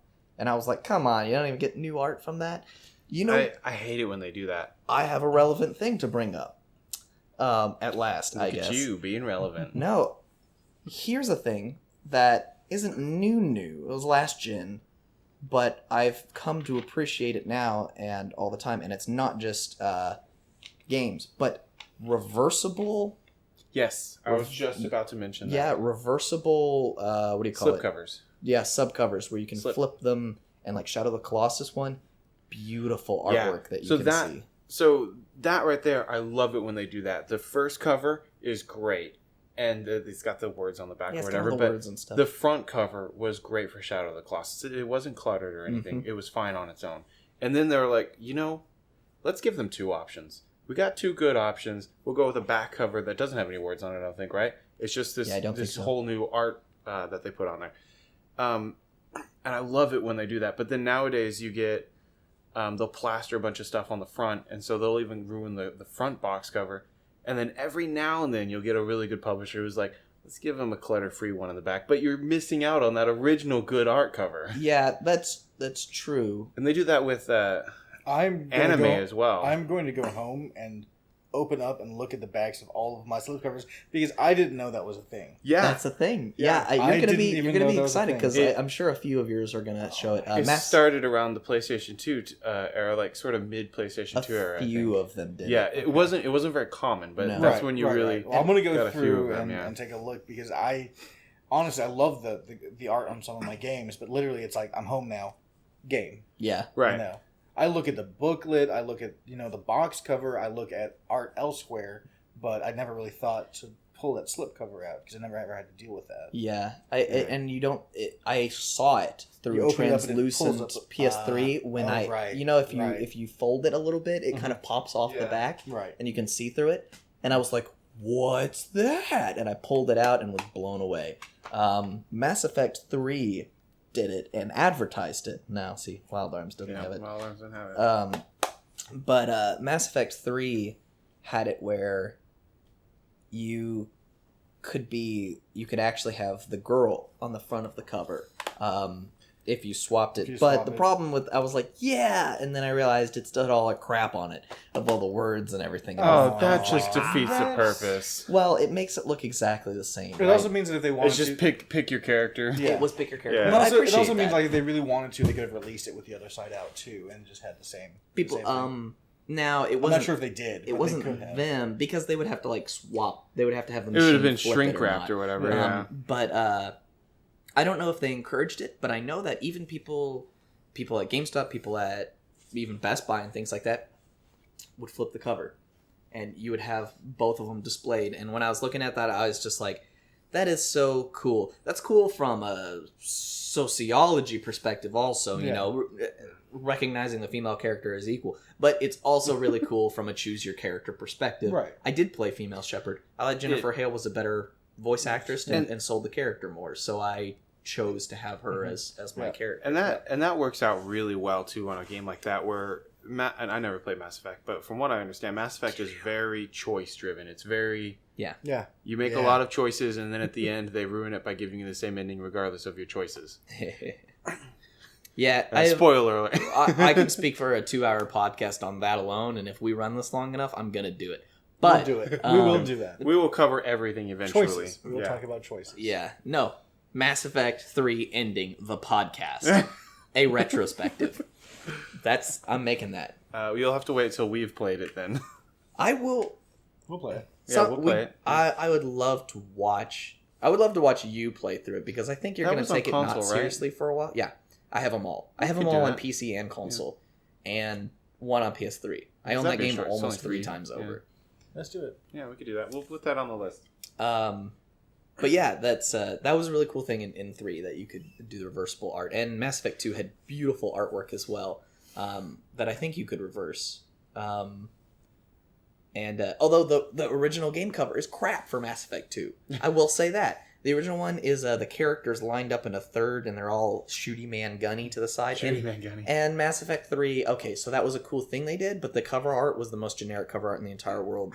EA, learn how to do something besides a dude standing there walking towards the camera holding an orange thing with a blue thing behind you. Stop it. It's not just EA. That everyone is doing that. It's either blue and orange, or it's that contrasting warm and cool color or whatever, right? Movies are doing that as well. Everything's got to be blue and orange. I have a fine arts degree. I understand the basic behind it, and for some reason, I hate it. For some reason, some people like to try to inform me on that as if I didn't know that blue and orange were complementary colors. Did you know? Do you know that? Yeah, color wheel. I'm well versed. I took color theory. I understand very well. Yeah. I understand the difference between pigment color theory and physical color theory, and light color theory. There are several color theories. But blue and orange. Yeah, blue and orange, which you're wearing right now. But I'm representing it. But when you use that intelligently, it's pretty cool. Well, yeah, Sonic. Well, I was telling you that. Look at the screen right now. Sonic is hardcore in the blue and orange, but they used a different palette and they used a different style. And Mass Effect and things like that are realistic style. You're gonna have to give me something else. Yeah. That's very frustrating on those because I love box cover art. This is why we're talking about like this part of it, and I feel like, man, yeah, it's just going down and down and down. Maybe we'll do a little segment on a later one as well where we can sort of talk about some of our favorites because there's been a lot of really good box cover art and manual art, game art. I mean, there's a lot of stuff we could talk about for all of that stuff. I don't think manuals ever had artwork that blew me away. There was I was talking about F-Zero, right, and it had some really cool stuff, but I never thought of it as quite as good as the box art. I remember some of the later Final Fantasies had little art sections in them, and they were also done in a different art style than what you see in the game as well, with that sort of stylized line art drawings, like in my Final Fantasy art book downstairs, and some of that was in, I believe, some of the manuals, and I saw that in some of the other RPG manuals as well that I saw. So I mean, some of it's mostly in the RPGs, I think, where they decided to go arty. But you're probably not going to get that in a whole lot of like RTSs and stuff. But right. Well, but of course, I didn't usually get manuals for RTSs because they're on the computer. And there's no art in the Sonic CD. There is. It's all words and screenshots. Yeah, grayscale screenshots, which I'm not a fan of grayscale. There. Art. Art. Well, I understand why they did it, but art. Two graphics. Yeah. So what was your favorite physical maybe you still have it and maybe you don't, but what's your favorite like physical item from your childhood that you kept that is something that you can still look at and be like, you know, like it reminds you of playing it. It reminds you of how hyped you were for it, or you know, whatnot. Do you have something like that? I'd have to think about it for a second. I mean, I think you have the best answer, Brandon. I mean, this one feels like this is sort of a really easy one for me to answer, and it's mostly tied to my memories of it. It's got to be Sonic the Hedgehog 2. I still have my Sonic the Hedgehog 2 growing up. Is it the cartridge though, or is it like the manual, whole thing? everything? I don't have the manual, and I don't know that I ever did. I don't even know where I put the box. So here it is. This is my original game from when I was a kid, and you can see I tore off the little clip where you hang it on the shelf. But yeah, I don't remember ever having the manual for it because we got this from a friend. But just this whole thing has so many memories for me. It didn't blow me away. I mean, it's not. It's a giant 2 and the Angry Robotnik and not for resale, but yeah, not for resale being like so huge and prominent. Is I don't really know that I've frustrating. ever seen a Sonic 2 that was for resale. Yeah, They all say that I've ever seen. I mean, there's some other games. I don't still have them though. Like a lot of the games that I really liked were rentals. We didn't have a lot of stuff. Thinking about it, I'm just to cut in on there. I think I remember now that we actually got that box, the Sonic 2 box, that came with the console. The console. It wasn't packed in. Was it? Okay. I don't think it was packed in. It was like you got that, and they handed you the box. that. Yeah. Oh yeah, that might be. It came with it. I think that's what it was. I think I have that box. I stopped and thought about it. I do remember that not for resale on that box. So I think that's how that came. But I mean, there's some other stuff that really stuck with me. Sort of for a combination of reasons. Like one of the ones that I still remember, and this is mostly because of the regret tied to it. Yeah. Was we rented a game called Guardian Crusade, which was a PlayStation game, I believe. It was an RPG that I thought was pretty interesting. One of the things that I thought, because I'd never seen an RPG game where the enemies were actually visible on the screen. It was always random encounters. And so you could actually run away from them because they showed up as little spirits that sort of chased you. Right. But I played through it when we rented it, and I beat the game. And when I was a kid, I got it for my birthday one day because I loved the game. But when I was a kid, in my greedy mind, I was like, I already beat this. Let's trade it in for a different one. And we traded in for Warzone 2100. I have so many regrets of doing that. Yeah. And to this day, I still regret it because I loved that game. It was great. And it's really expensive now. Yeah. I remember trying to trade in. I needed to get rid of some, and so I traded in a bunch of newer games I had, which I could pick up now again at a much lower cost, so it's okay. Mm-hmm. But I tried to get rid of some older games, and I was going to get so little from it. Like it was literally like nowadays like you get 10 cents for 100 games. Exactly. Like it's what it was coming down to. So I was like, no, I'll hang on to it. I'm so glad that I did because now I still have those games. I'm like, they're in my collection forever. The resale market always was and is about reselling your game immediately after you beat it to generate another game or just store credit so that you have the least amount of depreciation on your purchase while still having gotten the beat out of it. Mm-hmm. That, and I knew somebody, who I won't mention their name, but I knew somebody who definitely isn't going to listen to this, who send it to him would do this every time with these games and would get as much as he could out of it, beat it as fast as he could, get as much as he could out of it, and actually he would try to return it if possible. And like fake that it was damaged or whatever, and if he couldn't, then just get the maximum resale value on it. And that was always a dumb thing. Mine that I figured out, I didn't think it through my mind. I was looking back towards Genesis, and you have the Genesis boxes here, and you know what? I hate the Genesis boxes. Not the art necessarily. Well, the art does nothing for me either. But here, let me hold one. I haven't held one of these since I was a kid, but I hated them when I was a kid. They don't close that well. Oh yeah, feel that. I was a small child with small hands, and these are hard to open. I'm pretty sure I remember having to open the box. You know like what? Yeah. this. Yeah, Not yeah, what with you my just did, fingernails. but actually opening it this way. Exactly, with my fingernails, I had to do it. And I mean, for those of you at home who can't see us, right. try harder. I'll take a photograph for the enhanced version for YouTube where my hands are on the edge of the case, outside of it, pulling it open as if I'm trying to rip open a bag of something. Yeah, I mean, as opposed to open it with your thumbs hinged when you're opening pending. a book. Yeah. The Genesis cases were hard plastic clamshells, and I mean, one of the benefits of them being the hard plastic is that they last a long time. Yeah. But when you got these new, some of them were easy to open. Some of them would never close ever again after you open them for the first time. Yeah, like they sort of start after you close them so many times, they sort of start bowing in. Yeah. And the spine, I hate the spine because the spine is separate. Like it has to be for a clamshell, but it makes it bend in weird ways, and you have to line it up.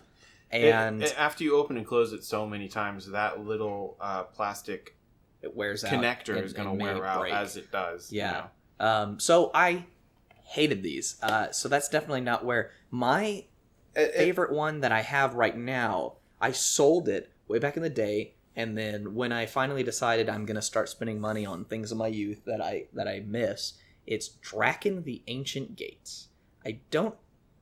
Apparently, I'm just in the habit of playing things that I've never met anyone who's played them before. I never played it. Okay, I'm just an ultra hipster. Well, one of the reasons it didn't do so well is because it's a sassy lady who rides a dragon. But it's a fantastic game, and it has really nice. It's a painted box art cover. It's actually a very nice painting, and as a physical thing. I liked my old one that I had, but I bought a new one, and I bought it sealed because nobody buys it. And I bought it sealed in box for $17 or something off half.com. And when I got it, it still had that PlayStation seal on the top of it, right? The little gold foil. And I took an X-Acto knife and just traced the outline of it, opened it up pristinely, and the box is pristine. The manual is crisp.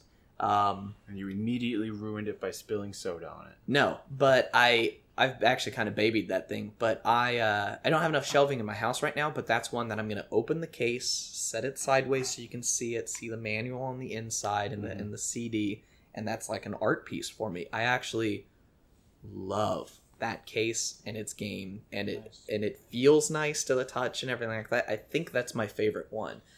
That really is.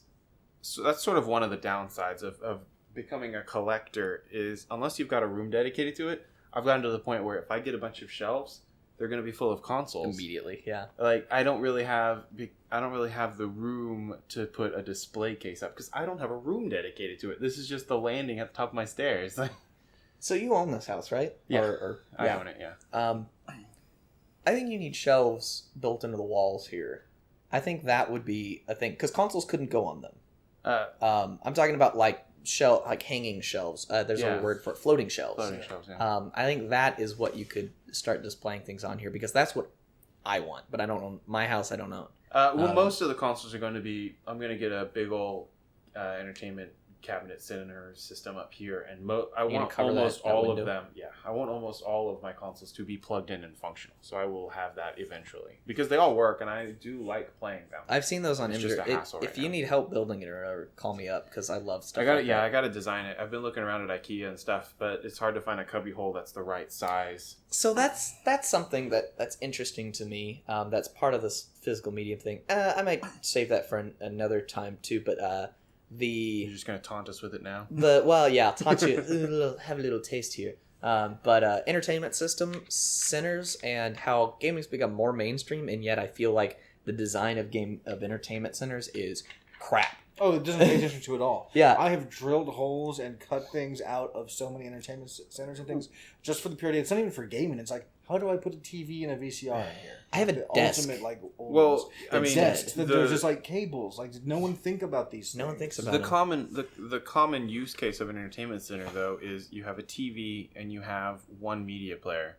and you have a sound system. Mm-hmm. It's not really designed for you to have 3 things, 4 things. But I don't even find them designed for that one. I don't find them additional designed for that thing. Like either. a TV plus a media player. Sometimes it's just like, how am I supposed to? I have cables exposed in the front right now. Yeah, and so the only entertainment centers that I have seen recently are the IKEA ones, and at least those do have. they're okay. I've looked through sections, them a lot. but there's only one shelf below the TV. Yes. So that's it. It's just for that, whatever you can fit in And there. sometimes they're too short for They're pretty short. They're too short for like a PS2 is like not a big system, and you're like, You gotta putting get them the in. slim, bro. Yeah. We do have a slim. I hung a slim from a ceiling once, and played games on it from a suspended TV as an art project because that's me. You would do that. I would. It was actually a lot of fun. Yeah.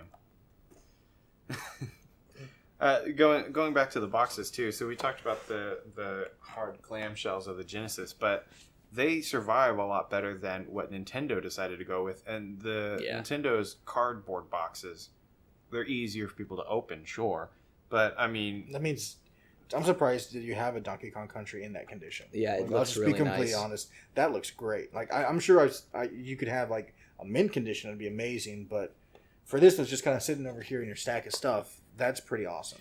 yeah, It's a really good condition that this one is kept in. and For it just being cardboard and just being easily able to shred, tear, rip out, stomp on. and because it's cardboard, a lot of times when you see people who collect the games, they put them in these plastic sealed containers to sort of support the weight of putting things on top of it, and so that you don't have to touch it.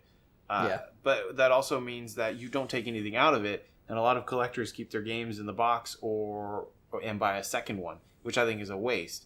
Yeah, so that's kind of odd. it sort of takes that away. Like, are you collecting for collecting's sake, or are you collecting because you actually enjoy this stuff? And collecting for collecting's sake just doesn't make sense to me, and that's why I don't collect games. I kind of I understand it, and I understand the differences in people and what will drive them to do that. I actually would respect somebody more who does that, who purchases like the mint thing, keeps it in the box, and then purchases another one because they freaking want to play it. I respect that more than somebody who purchases that, Sure, yeah. puts it on a shelf, and it's just like, oh yes, I have Donkey Kong Country 3. You see, a very popular game, and It's an acceptable there. compromise. yeah, it's an acceptable compromise if you want both. But I found. But I mean, look at this. This is just too nice for you to never look at it. I mean, I agree. Looking at it is great, but the problem is I don't trust myself to open that box. That's true. I will never want open to. that box. I mean, if you open it once, you've already bent the cardboard because of the way that Well, they I know make that these I will tabs. bend. I will like tear the tab here or something, or rip that Yeah. or something, and then it'll just be like. I destroyed all my Sorry, boxes as a child too. I didn't mean to, but right. I You're too clumsy. Banjo-Kazooie. I loved that box, and I cried, literally cried, because I couldn't get the tape off. And instead of being an intelligent person and going and getting a knife and doing it precisionally, I just Speaking of Rip. tape, I just went. Yeah, tape is awful, Tape but well, GameStop labels, is awful about and tape. yeah. yes. Every Every time I go to GameStop, I'll take They've something off ruined the something. shelf. Why do we keep going to GameStop? I don't when I can avoid it, but I'll take something off the shelf. I'll go to the counter and say, "Give me one that you haven't covered in stickers." yeah, I'll Because always ask for it's another not one. just one price tag. You know, like the kind of easy tear off square price tags that Yeah. you get in normal I stores. don't know what they've done, but theirs GameStop's got just these doesn't come off. big old yellow stickers or whatever with their Yeah. prices. They're awful. Katie gets incredibly frustrated about it and won't let me do it because I'll just get mad. I'll destroy the thing, take out the box art, and buy or The case, find and then- cases and yeah. put the new stuff in Right. because it frustrates me so much. But And then people are like, "Oh, just get something like Goo Gone or whatever." Sure, It but doesn't then my case is just covered in oil Yeah, and yeah. grease You've from done the that. Goo You've Gone, already tried to and rip it's it a off in whole the first place, ordeal and you- cleaning it. Like for the And you new stress games, you the stress the plastic. plastic on it. Yeah. Yeah, that's very frustrating. So I found, talking about this beautiful box that you have, you have definitely started my want to collect some of these things, but I need places to do so, so I'm very slowly doing it. But the thing that's going so much faster is Katie and her family keep everything, Oh yeah, and as you should. Hoarding is the most noble art form. she is her family is the complete opposite of my family in terms of keeping things even if they mean something to you or not. And I have found a beautiful Majora's Mask box Both Brendan and I just had our eyes roll back in our heads. Yeah, and Majora's it's as perfect as that one. And I found it in a dust pile, leaning against a iron, and something else heavy to the left of it, and perched over it was something else heavy, and I was like, no, and I like Jenga'd it out of there. I don't even know how it got there without being destroyed, and I just took it. Like, I didn't tell anybody. Now. I didn't. Like, you don't appreciate this. To you set don't the know stage, it's here. To set the stage a little bit more, and why I can find something like that is because they have a lot of. I don't know that I would call it real estate. I'm using real estate as a metaphor rather than a literal thing. But they've got like a barn, and they've always had barns and things like that, and that's where they keep all of these insane things. And so I found that. And the thing is, it's all piled on top of each other, and they move several times, and it gets shifted, and more stuff shifts as time goes on because they need to use the space. And so now, you saw me, I just recently unearthed an NES, right? Katie did, actually. I didn't even find this one this time because I know I'm just going to keep taking things. And do it. Take it all. I know, and she found that, and the stickers on that are beautiful, but some dirt got on top of it very recently, and I'm trying to clean it off. Otherwise, it was pristine. And I don't know how all their stuff is so pristine with how much abuse they give it, and things like that. And not to badmouth you guys because you have it still, and that is 100 times better than anything that happened going through my family, and I super appreciate it. And of course, I show it to them, and I'm like, here it is. But it's easy to keep something pristine if you never touch it. Right. Even if you're just moving it every few years, if you never touch it, it's gonna stay mostly pristine. I mean, you're not dropping stuff on it when you move it. Yeah, I have 3 N64 boxes. Because I always destroyed mine as a child, and I never realized how much I like it. I have Body Harvest, and it's pretty good. I have Rogue Squadron, and it's awful. And I'm actually really mad at the seller because they misrepresented themselves, but it also was very cheap. So I'm like, crap. I kind of got what I paid for. Well, I should have expected for paying that much. Yes, especially it being Rogue Squadron. So I'm okay with it. And then Majora's Mask, where it still has all the structural integrity and is beautiful. And that's the other thing. The next thing I want on my imaginary floating shelf is Majora's Mask sitting there. We don't even have the game. She can't find it. But that box, Just the box. That box is beautiful. And that one's a really, really simple box with just the mask and a nice font of Majora's Mask and like this smoky gradient coming out. Yeah. And that is... It goes to show you don't have to have a really complicated thing, but you can make something really beautiful around the game's assets, right? That's just a game asset that's in there. Of course, it's painted, but it's beautiful. And the new box art for the 3DS, complicated. He's holding his mask out and he's throwing a boomerang or whatever, and he's jumping off of a thing, and I'm just like, no, that detracts from it. Majora's Mask is actually a slow, methodical game to me, even though there's lots of frenetic moments. They do that a lot, and it sort of annoys me when they try and do that. If the original box art was good, don't try and change it. No, you can change it. But you have now... If you want to change it, do it in a reversible cover. Like, if the original box art was really good, you can improve it, but don't change it. Yeah, because people are buying your HD remake for the memories of Majora's Mask.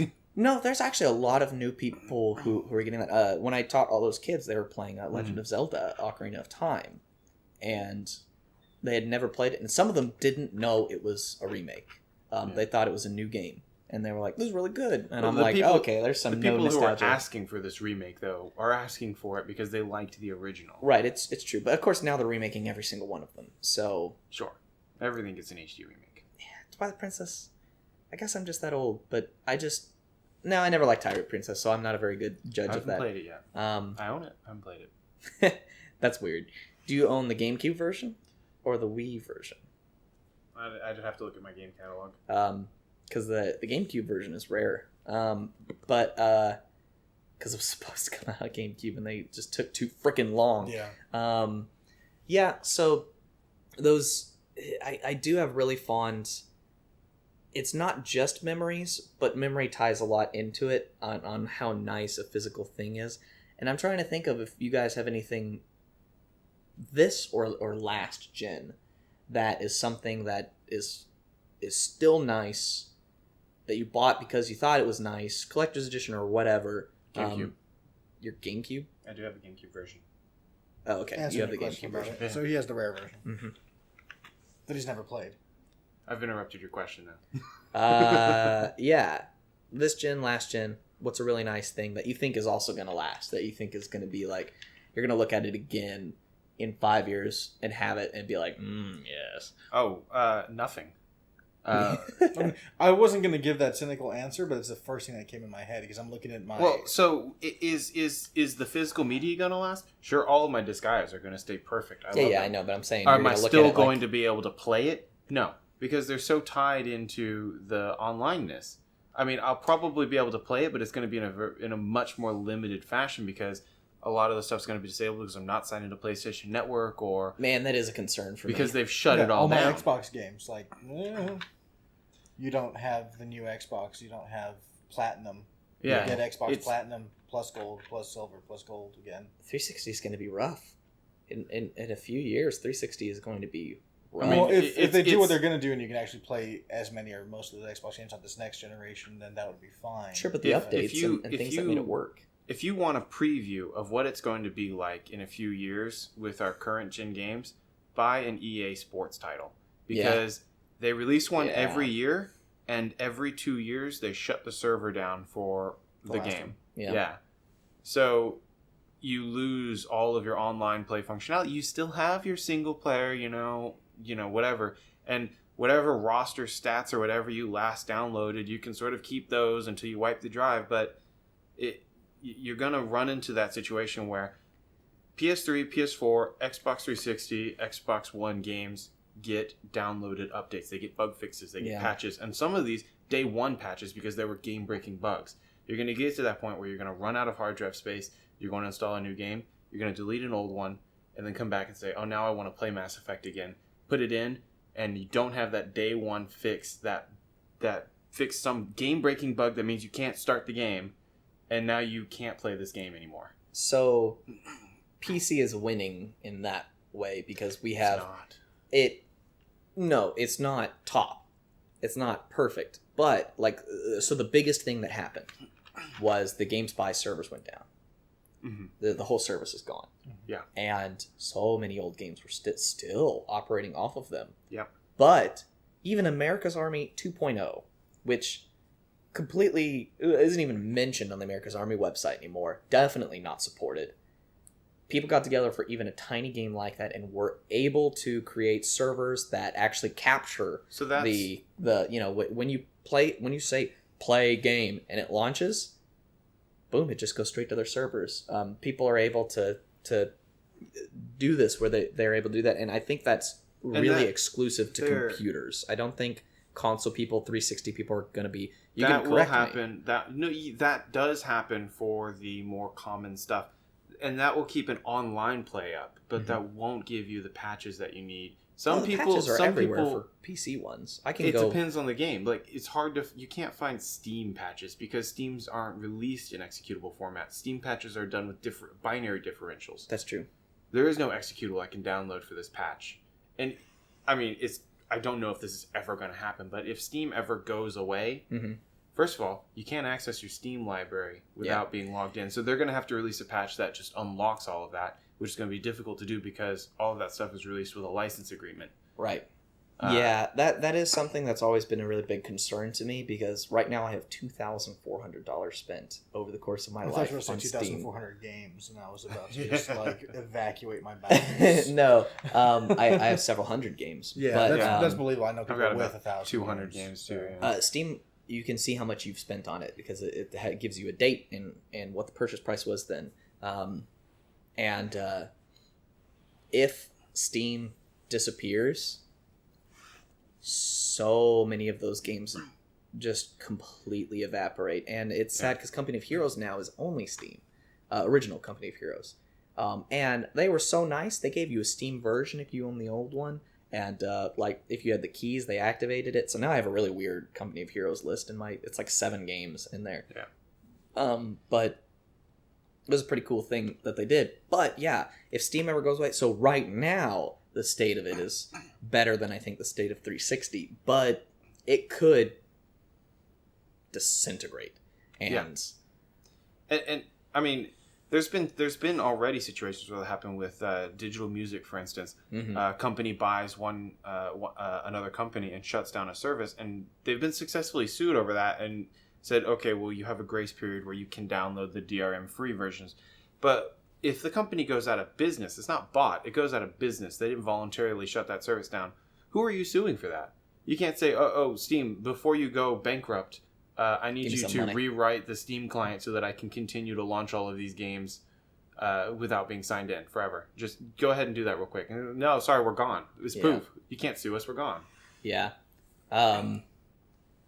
However, in all likelihood, somebody would buy them, or at least the rights to the client or something, and you'd be able to do something about that. I mean, you can say that now because Steam is so big, but we don't know what's going to happen in the future. Something horrible may happen, and no one wants to be associated with Steam anymore. But you still can't take your games off of Steam. Yeah, we can look at Games for Windows Live, though, is a very interesting case study in this, because Game for Windows Live, you could buy them through them, and they disintegrated. But the saving grace of Fallout 3, which was Games for Windows Live, is it did become available on Steam, and Steam picked it up. And that was an exclusive to Games for Windows Live. You had to have that operationality. That we're just inventing words on this podcast. As we do all the time. That I don't know exactly what they did, but now it doesn't need that at all. And it was like deeply integrated into Fallout 3. And they managed to do that. So I think if Steam were to go down, that vacuum that it would leave would lead to other industries either purchasing outright what they do. When they bought that game, though, did everyone who had it through Games with Windows Live get it for free? Yes. Okay. I could activate. Now, it didn't just happen that way, but I went to their activation thing and I put in the old code. And I will say Steam has been really good at that, because I know that there have been other games, too, that I could put in my old CD key into Steam, and it's not a Steam CD key. It's like an original game CD key. And I got it. Steam has given me. They did that for Prey, and I still don't know why they. Prey was terrible, but I still don't know why they did that. Yeah, but that's still a heavy concern for me with now the more digital software based games. Whereas in the old games, everything was on the CD or on the cartridge. I didn't have to worry about that. And because you didn't have the DLC and stuff, people put more care into making sure that you didn't have game-breaking day one patch requirements. Yeah. Which, at this point, it seems like they're almost doing that intentionally so that you can't play the game when they decide they don't want to support it anymore. Yeah. Yeah, it's definitely odd. And there's ones that help and ones that don't. I think the more popular ones will end up still being okay, and you'll still be okay with it. But it's so much nicer to have like what you have here, where we can just go buy it for cheap, buy the thing we want, and then play the damn game. It's a lot better that way. I think the reason why that's happening is I don't know how much of it is intentional. I think it's just a negative feedback loop from the industry, and unfortunately the people, I think it'll change, and I think there's light in the future, because we had a huge influx of gamers who don't have any the influx of gamers actually ended up being like adults for a large part of it, who started, spending their cash money on it, and that were used to just buying whatever they felt like and really not paying attention to anything beyond TV and commercials and things like that. And I think that they're maturing in their game buying habits. I mean, even if you talk to Chris, he's probably the worst one about this and is the poster child of getting into it later and purchasing Madden, Call of Duty, Xbox.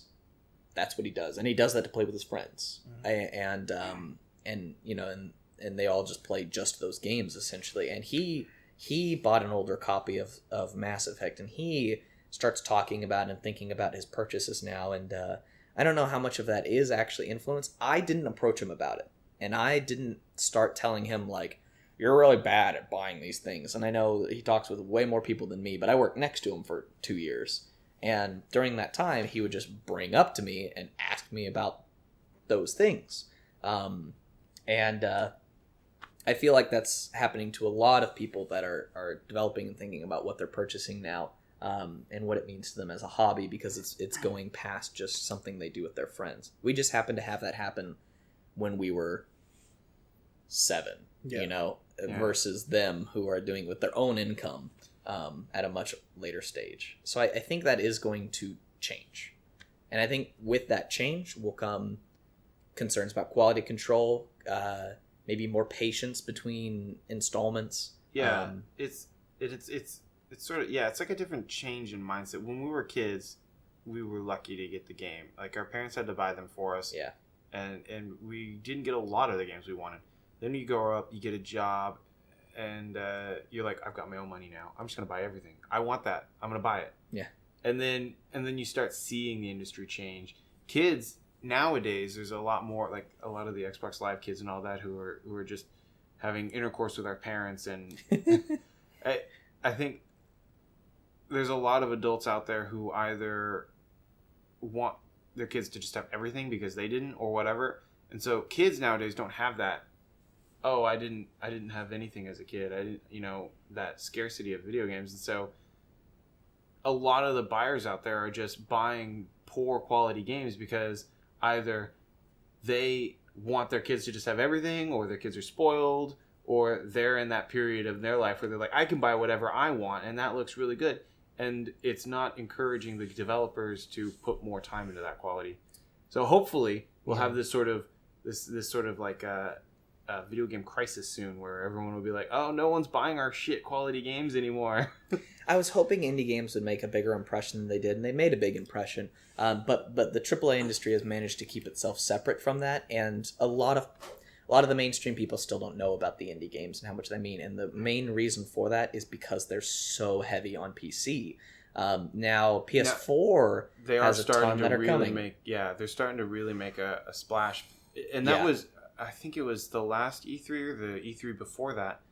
It seems almost like Sony and Xbox are like playing this tug of war for indie games. Yeah, they are. Like that was a huge section of their E3 demos. Nintendo, staying out of E3 as usual, has a little indie section too. They have like Shovel Knight and Little Inferno. But they're really only taking the popular ones though. They have like it's sort of like a hidden indie section that you can sign up for, and but that's true. But Nintendo Store is crap anyways. Yes. Their online store is the worst thing. I'm just talking about being an indie developer. Nintendo is like hiding that from indie developers too. That's true. Yeah, you don't even know it's an indie. Like, if you look at Shovel Knight on there, you just think it's another game from a publisher. You know, you have no idea that it's an indie game. I mean, you want to go to Nintendo and say, hey, we would like to make an indie game for you. It's like hidden on their website. Like, so here's the thing that I'm hoping indie games will roll into in the future, especially since I literally want to open an indie studio, and this is how I would like to operate, is that the price for making indie games is lower than AAA games. Yeah. And you can be more experimental. You can be more experimental, and it is absolutely proven that those games have as much capability to make all of the money a AAA game does with a much lower cost. The problem right now is that it's a high gamble, right? Mm-hmm. Many indie studios fail. And another problem is a lot of the indie studios right now are trying to do like Mojang, and they become bigger, and then they just hire a whole bunch of people, and then they kind of have like a AAA studio type thing that occurs, and then they fail, and they have to sell, or they just get bought out, and now they're Mojang is now Microsoft Studio. They're owned and operated. And there's also like Mojang became a publisher too, and there's a few other indie studios that turned into publishers, and when they fail, they sort of drag the games that they're publishing down with them, because that was like the only avenue, and they've got a license and or an agreement and everything, and then they're like, oh well, guess no one's gonna learn about my game now. Yay! Yeah, and that's strange. And so I feel like what I want the industry to come out with, and I feel like we could have physical media through these indie games, through Indie Box, show that that's perfectly viable for them to release things like that we can have essentially back to the way that these consoles originally operated, which is you have third-party developers that have demonstrated they can make it at a lower thing than these huge AAA guys and create a quality product. Will have